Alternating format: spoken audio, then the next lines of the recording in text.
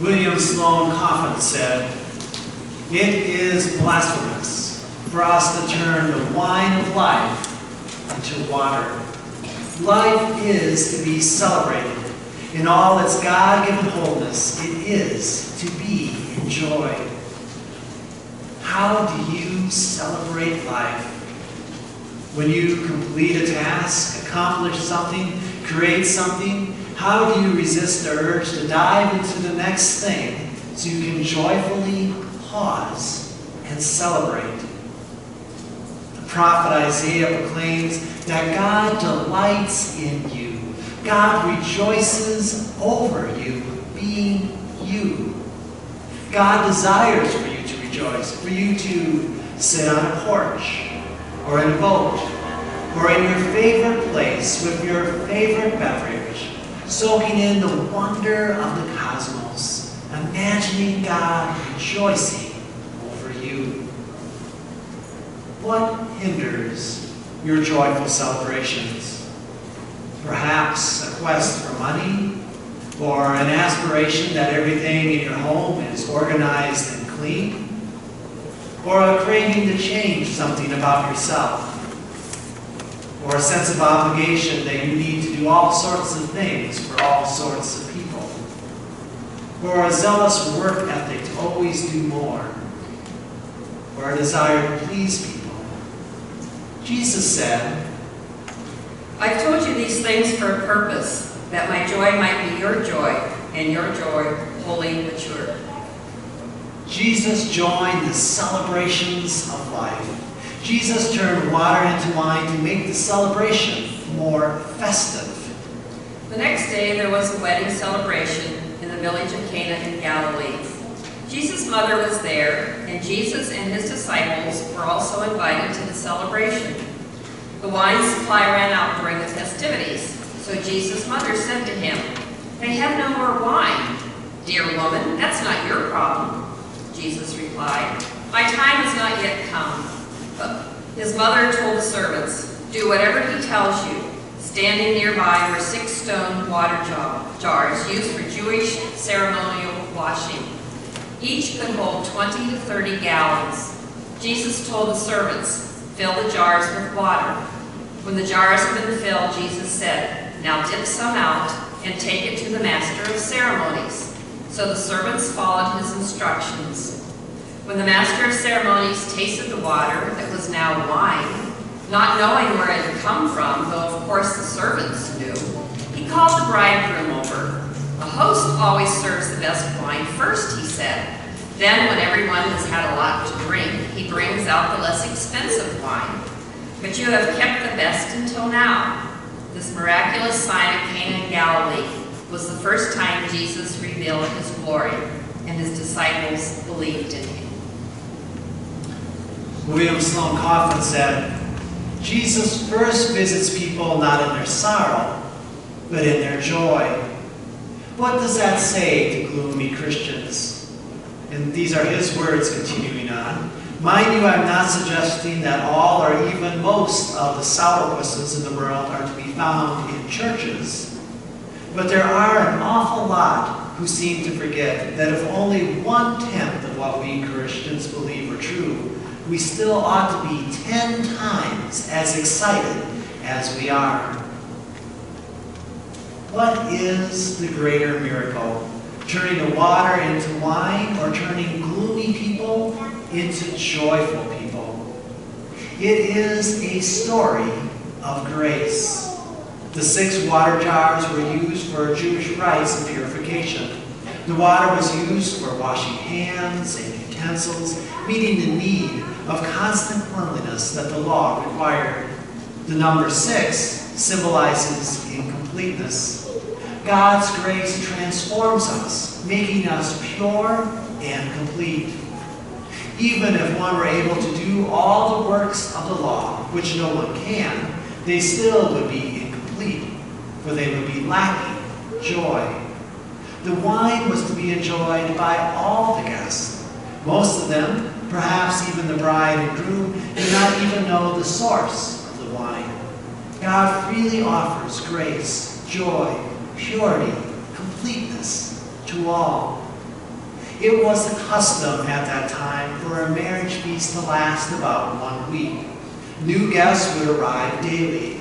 The abundant food, wine, music, and fellowship was a sign pointing to the restoration of Israel, the transformation of each individual, and the joyful celebration of the Messianic banquet in heaven. The wine is a sign that one day we will celebrate our eternal resurrection life with God and each other and with all we love in our glorious home. The prophet Isaiah proclaimed, Because I love Zion, I will not keep still. Because my heart yearns for Jerusalem, I cannot remain silent. I will not stop praying for her until her righteousness shines like the dawn, and her salvation blazes like a burning torch. The nations will see your righteousness. World leaders will be blinded by your glory, and you will be given a new name by the Lord's own mouth. The Lord will hold you in God's hand for all to see, a splendid crown in the hand of God. Never again will you be called the forsaken city or the desolate land. Your new name will be the city of God's delight and the bride of God. For the Lord delights in you and will claim you as his bride. Your children will commit themselves to you, O Jerusalem, just as a young man commits himself to his bride. Then God will rejoice with you as a bridegroom rejoices over his bride. God delights in you. God rejoices over you.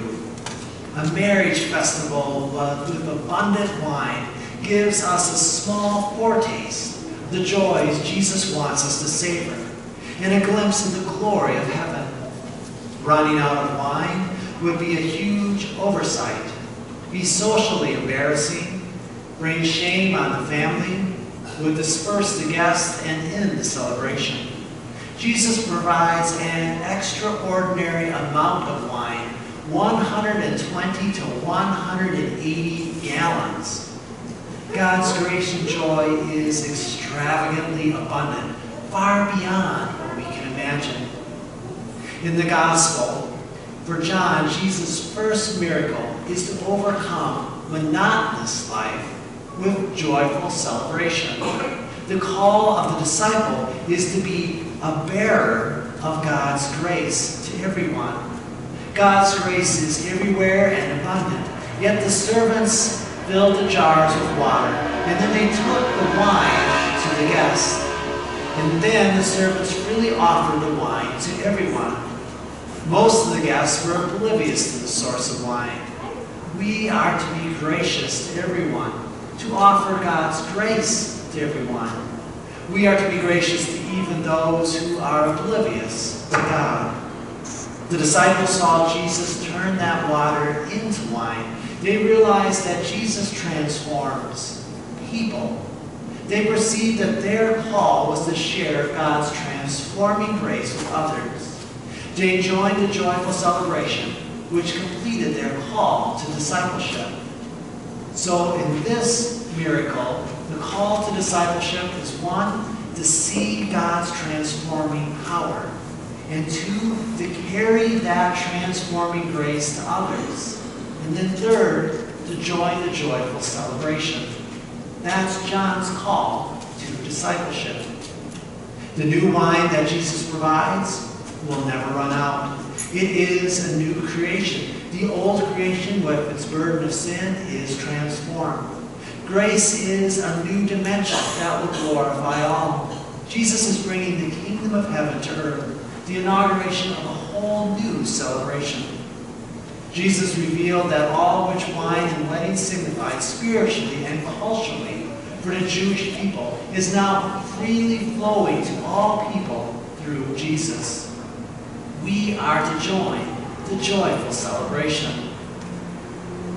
Wendell Berry said, "Whoever really has considered the lilies of the field or the birds of the air and pondered the improbability of their existence will hardly balk at the turning of water into wine, which was, after all, a very small miracle. We forget that the greater and still continuing miracle by which water and soil and sunlight is turned into grapes."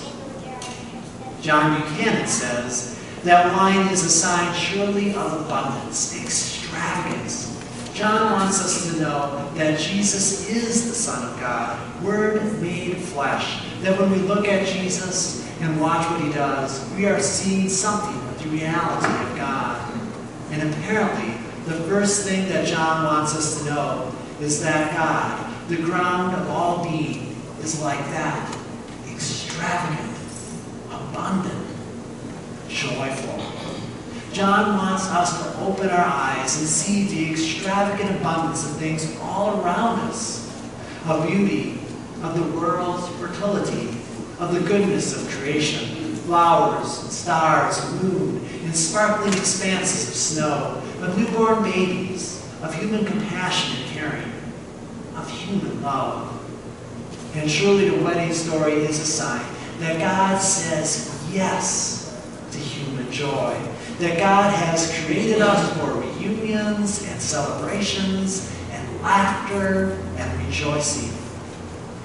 Why would this Son of God, this Word of God made flesh, not begin his work in the temple or in the synagogue with a solemn sermon, but at a party, turning water into wine, if it were not a sign of God who wants us to enjoy our lives, to live fully, to love the gift of life itself? A shortage of a main wedding ingredient becomes an overflowing abundance in the blink of an eye. God is abundant. Jesus provided the equivalent of 1,000 bottles of wine, which is extravagant and excessive, like God's grace. God's abundance, joy, and grace is provided whether we have knowledge of it or not, regardless of who we are, what we have done, failed to do, what we think. God's abundant grace overflows, transforming our lives, transforming the world into whole, complete joy. We are called to join the party, to savor grace, to be gracious to each other, and to share God's grace with everyone. Your joyful celebrations are signs of what is to come and ought to be. Your joyful celebrations are what God intends for the human family. People eating and drinking together, loving the gift of life, loving being together. Jesus is always at every joyful celebration, for Jesus provides the joy. God delights in you. God rejoices over you. God delights in all of us. God rejoices over all